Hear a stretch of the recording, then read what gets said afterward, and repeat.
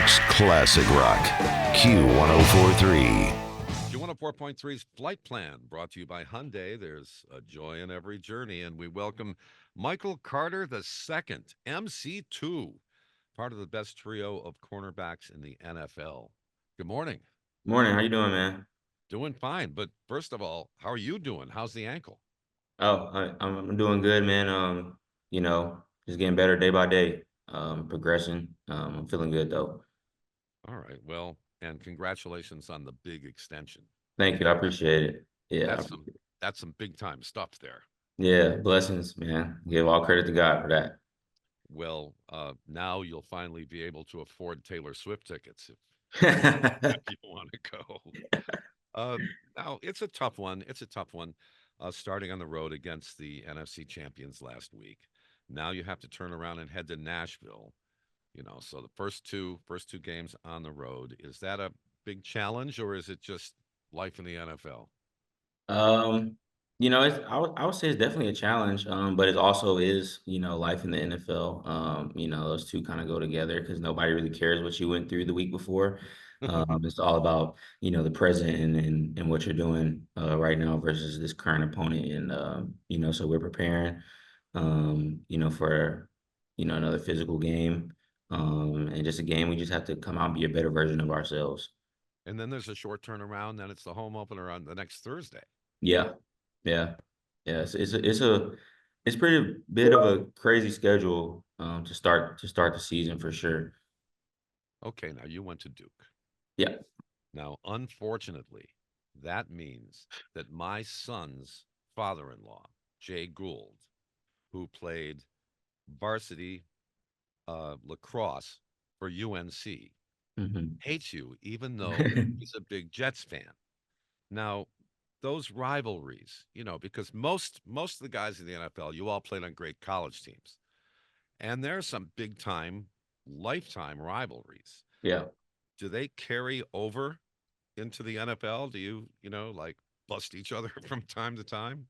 I mean, I think it's more like, kind of in the locker room itself, just with the guys on your team, especially when your schools play each other.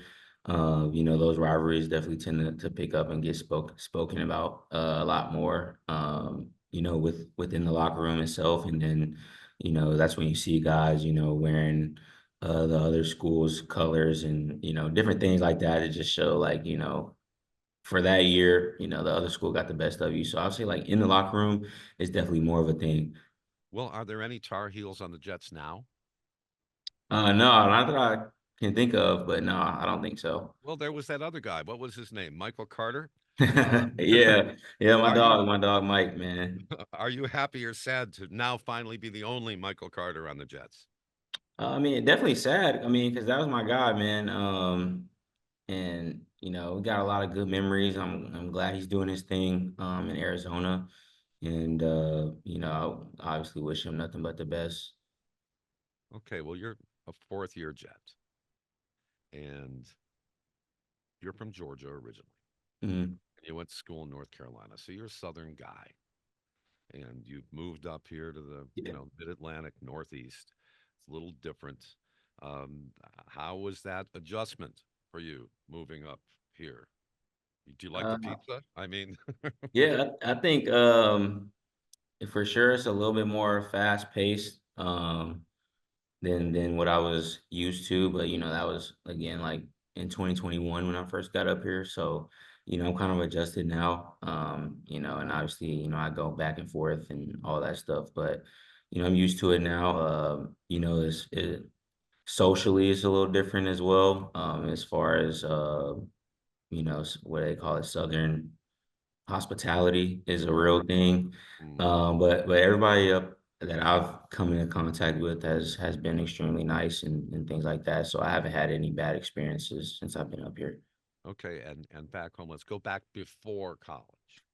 You just regular guy Yeah. going to school, hanging with your friends, wondering whether somebody's going to go to the dance with you or not.